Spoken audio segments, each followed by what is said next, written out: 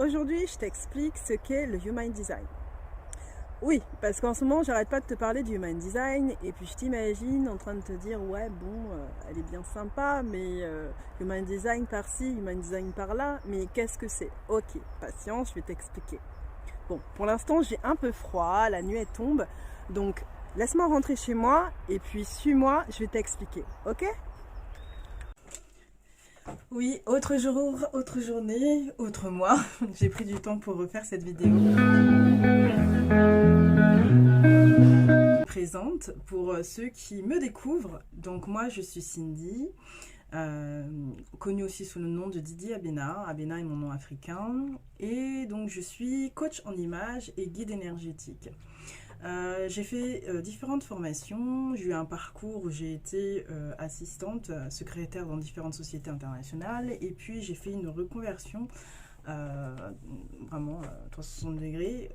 Je vous invite à voir la première vidéo où je vous explique un peu mon parcours, ou sinon suivez-moi aussi sur Instagram sur divinement toi avec un seul T, et où j'explique dans mes stories à la une un peu mon histoire. Donc j'ai fait différentes formations, notamment dans le métier du sport, mais là c'était une autre vie, un autre passage dans ma reconversion professionnelle. Donc j'étais formée au métier du sport, formée aussi donc en conseil en images, mais aussi à l'accompagnement connaissance de soi par le vêtement, par s'habiller vrai, ainsi que en chromothérapie à l'école de la couleur, Institut de la couleur par Pierre Van Obergen.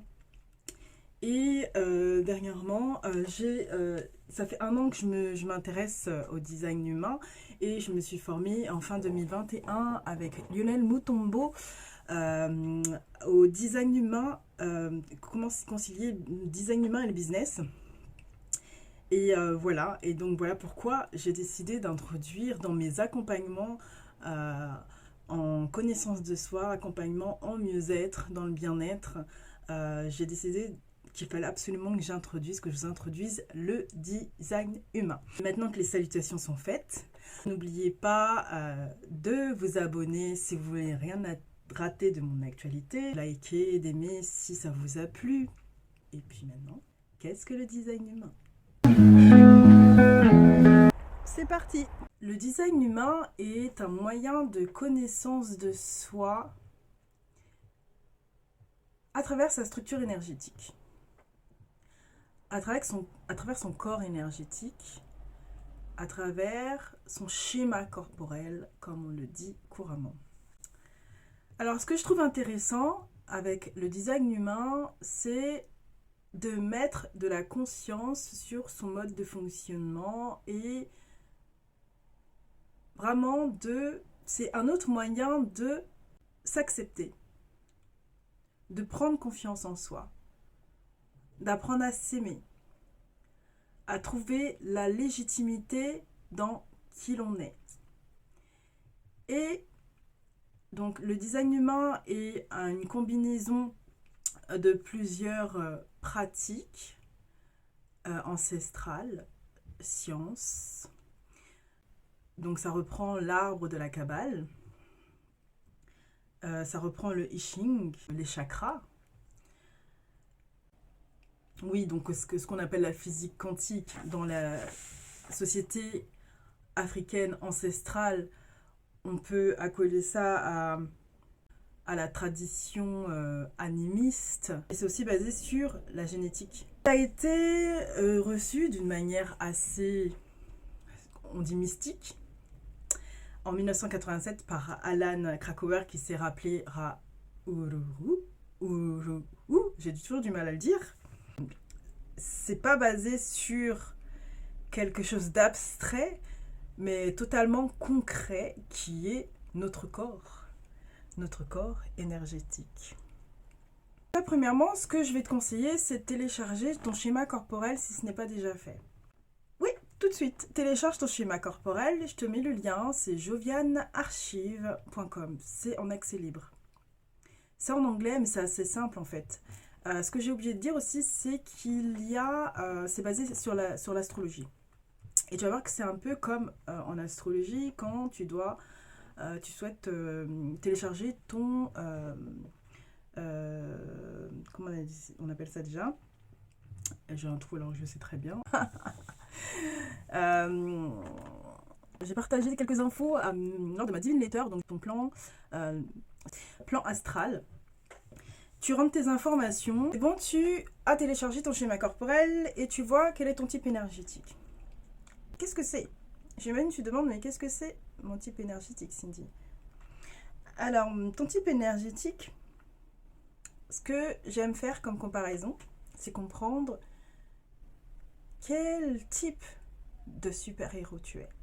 Alors, ton type énergétique, c'est découvrir quel rôle de super-héros tu es, quel type de super-héros tu es, ou quel type de véhicule tu es. Donc, quel type de super-héros tu es, quel est ton rôle à jouer? Il y a 5 types. On peut dire 4, mais en soi, si on décompose, il y en a 5. Les générateurs représentent la majorité de la population. Donc, plus de 70%. 70% de la population mondiale. On parle de l'humanité. Donc, plus de 70% de l'humanité sont des générateurs d'énergie. Ensuite, il y a les manifesteurs qui représentent 8% de la population de l'humanité. Ils sont là pour manifester, sont des manifesteurs d'énergie. Ensuite, il y a les projecteurs dont je fais partie, qui sont des projecteurs d'énergie. Ils représentent 20% de la population. Puis, pour finir, il y a les réflecteurs. Les réflecteurs qui représentent une minorité de la population, 1% de l'humanité. Tu as découvert si tu étais manifesteur, générateur, ou projecteur ou réflecteur. Il y a un sous-groupe parmi les générateurs, ce sont les générateurs manifesteurs. Donc, le manifesteur est celui que j'appelle d'indépendant. Et le manifesteur, lui, a cette capacité, et cette capacité, cette force, il a une énergie qui est faite pour initier, manifester ses idées. Et pour pouvoir utiliser au mieux son énergie, son type énergétique, son véhicule, en respectant son énergie vitale, le mieux pour lui est de suivre une stratégie. Donc c'est la stratégie que tu vas voir ensuite sur ton document. La stratégie du manifesteur, pour ne pas être dans le non-soi, pour respecter, utiliser au mieux son essence et faire des choix de manière alignée, est d'informer. D'informer avant d'agir. Parce qu'il a cette capacité, par son essence, par sa nature profonde, d'initier des projets, d'initier et manifester ses idées. Mais il est important pour lui d'informer son entourage qu'il passe à l'action afin d'éviter la colère pour lui, mais aussi pour son entourage et ainsi préserver la paix. Ensuite, il y a le générateur dont je vous ai parlé. Je vais vous parler d'abord du générateur, j'allais dire classique, qui représente un peu plus de 30%, 35% de la population. Lui, le générateur,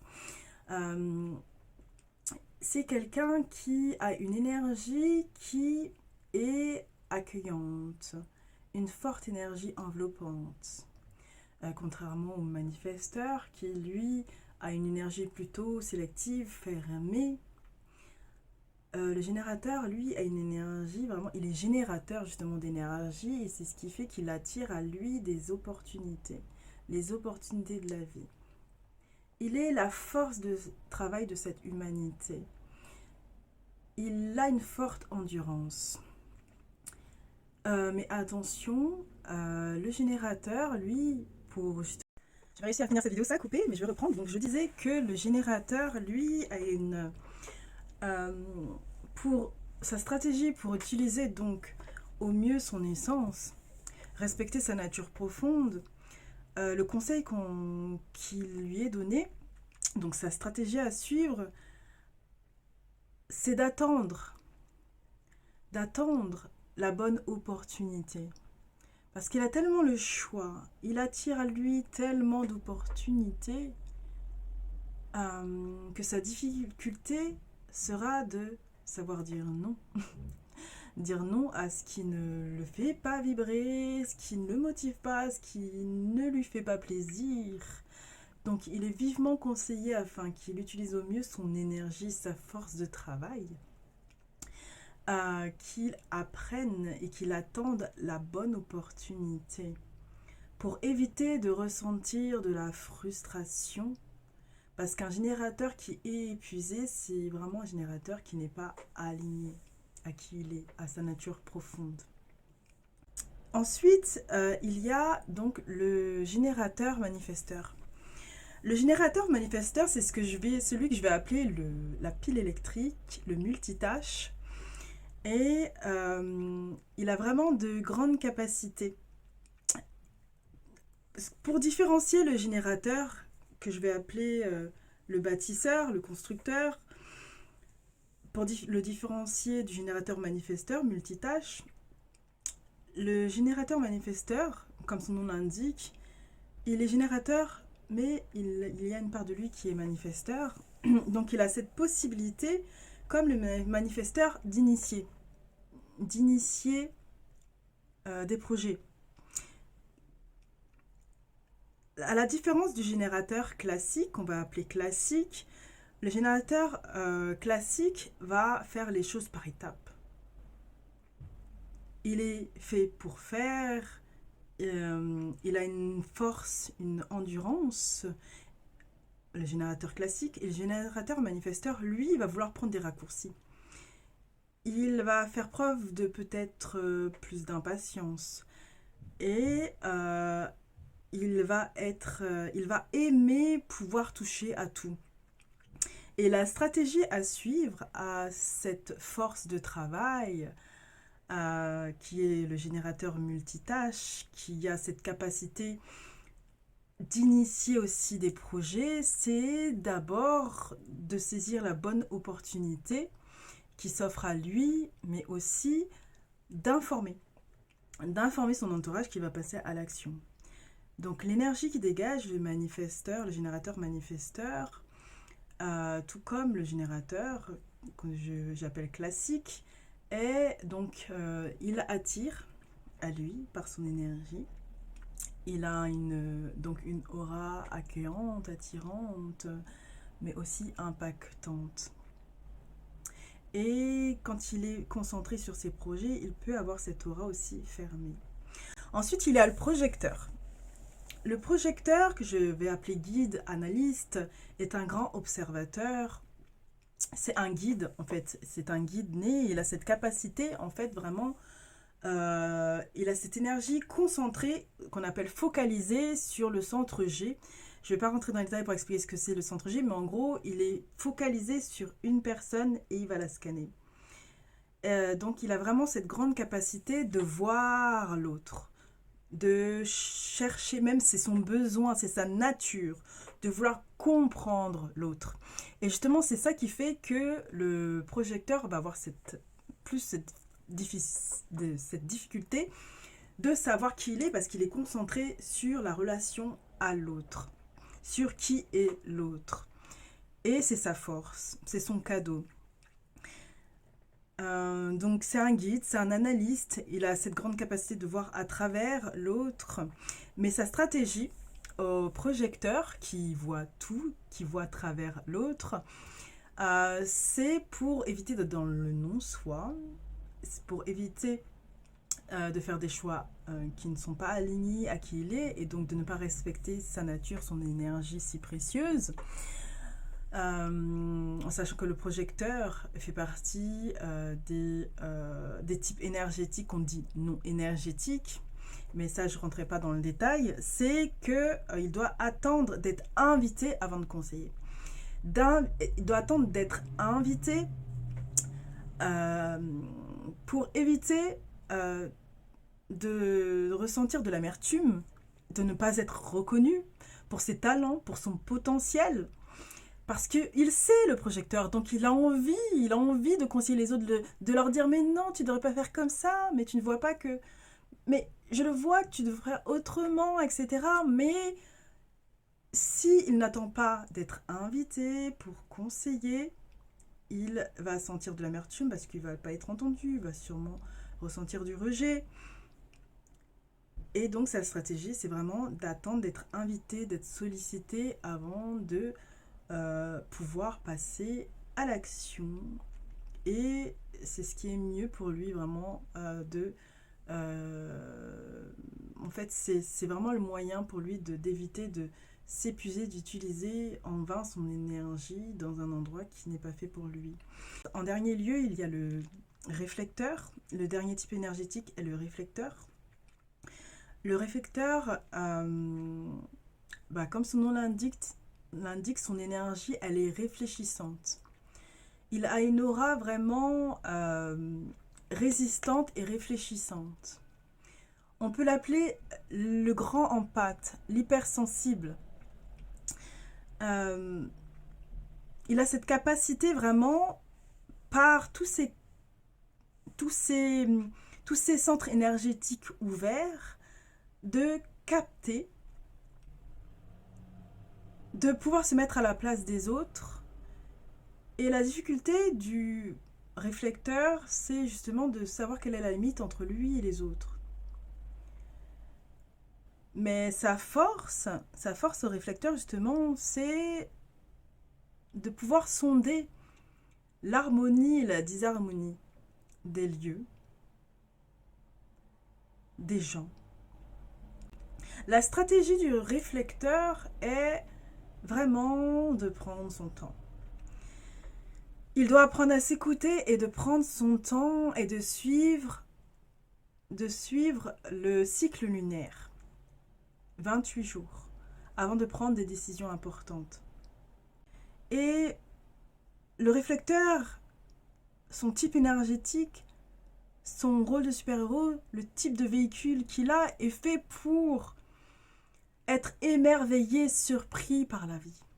Et le réflecteur, pour éviter de sentir de la désillusion, de la déception par la vie, il doit vraiment se relier à la surprise, à l'émerveillement et donc prendre le temps et suivre le cycle lunaire. Donc je récapitule. Première chose que vous devez découvrir, votre type énergétique. Il y a 5 types énergétiques. Le manifesteur. Le manifesteur a une aura qui est sélective, fermée. C'est l'indépendant. Il a ce besoin, il est fait pour initier, manifester ses idées, ses projets.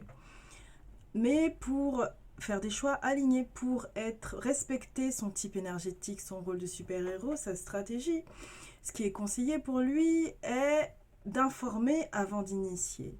D'informer qu'il passe à l'action pour préserver la paix. Sa paix et celle des autres, de son entourage, et éviter la colère. Il y a le générateur manifesteur. Le générateur, premièrement, le générateur, lui, a une aura accueillante, ouverte, une forte énergie accueillante, ouverte. C'est la force de travail de cette humanité. Sa stratégie à lui, à suivre, pour éviter d'être dans le non-soi, pour éviter de ressentir de la frustration, et au contraire être dans la satisfaction, sa stratégie à suivre est d'attendre la bonne opportunité. Je dirais d'apprendre aussi à donc dire non aux opportunités qui ne sont pas faites pour lui, qui ne lui donnent pas du plaisir, qui ne le font pas vibrer. C'est donc d'attendre la bonne opportunité pour lui et ainsi être dans la satisfaction. Il y a le générateur manifesteur aussi qui lui est donc une force de travail aussi, mais qui a cette capacité d'initier, manifester des projets, mais qui les fait de manière un peu plus rapide, qui aime avoir de plusieurs tâches. Il est multitâche. Sa stratégie, tout comme le générateur, est d'attendre la bonne opportunité et avant de passer à l'action dans ses projets, parce qu'il a cette possibilité d'initier, c'est d'informer pour éviter de créer de la colère,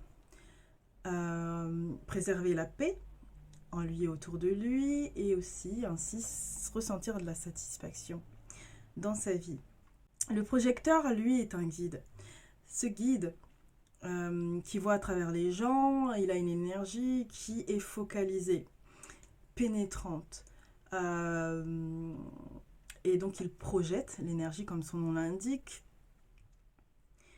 Et sa stratégie à lui, pour éviter d'être dans l'amertume, de ne pas être reconnu pour son don et donc son talent, et donc accéder au succès, est d'attendre d'être invité, d'être sollicité et être reconnu, qu'il soit reconnu pour ses capacités, pour ses conseils, donc pour éviter d'épuiser son énergie inutilement là où on ne lui a pas demandé. Et ainsi, donc, il va être dans le flow, il ne va pas sentir de la résistance en fait dans ce qu'il entreprend. Et puis, en dernier lieu, il y a le réflecteur qui, comme son nom l'indique, réfléchit l'énergie. Il est là pour révéler, il est là pour montrer la réalité telle qu'elle est. Il est là comme un sondeur, pour sonder ce qui est harmonieux ou qui ne l'est pas. Et il y a autre chose que je voulais dire sur le réflecteur, qu'un grand empathe, un hypersensible, comprendre que le réflecteur, malgré cette sensation d'être trop différent, sa place est très importante dans cette humanité, justement. Parce qu'il est comme... On dit qu'il est un caméléon, et ce n'est pas qu'il... Parce que j'utilisais le mot capter, mais c'est pas capter, c'est... Il a accès comme... Il est comme relié vraiment de manière beaucoup plus puissante à tous les éléments de la vie, et plus particulièrement à la lune. C'est pourquoi on dit qu'il doit vraiment, en sachant que lui aussi fait partie des types qu'on dit non énergétiques, prendre le temps et suivre le cycle lunaire pour faire des choix alignés, respectant son énergie vitale, respectant son essence, respectant son type de super-héros, son rôle, la stratégie à suivre. Donc c'est vraiment ce qui vous est conseillé pour utiliser au mieux votre énergie. Et ensuite, la troisième chose que vous devez regarder, prêter attention dans votre schéma corporel, c'est votre autorité. Je veux dire, c'est le centre énergétique sur lequel vous pouvez vous reposer pour ceux qui ont une autorité définie. Donc, c'est ce centre énergétique fiable sur lequel vous allez pouvoir vous reposer pour prendre la bonne décision. Une décision qui est juste pour vous, qui est alignée et qui respecte votre nature profonde, qui respecte votre essence. Après, il y a, pour d'autres personnes n'auront pas une autorité définie. Et dans ce cas-là, il faudra qu'elles prêtent attention aux signes. En tout cas, l'idée, la règle première en design humain, c'est de comprendre que c'est vraiment se faire confiance, prendre conscience que, comme je le dis souvent, que sa nature est bien faite, et de se défaire, de se déconditionner et de se défaire du mental, parce que aucune décision, bonne décision pour soi, est prise avec le mental. Et on a été conditionné à croire que nos décisions devaient être prises avec le mental, alors que notre nature est bien faite, comme je le dis souvent. Je voulais éviter de faire une vidéo trop longue, mais le design humain, c'est tellement un outil complet que ce n'est pas une simple vidéo de 20 ou 30 minutes qui peut rentrer dans les détails. Mais je tenais déjà à faire une vidéo qui vous explique la base. Je ne suis pas encore rentrée dans les détails, mais c'est, on va dire, une introduction au design humain.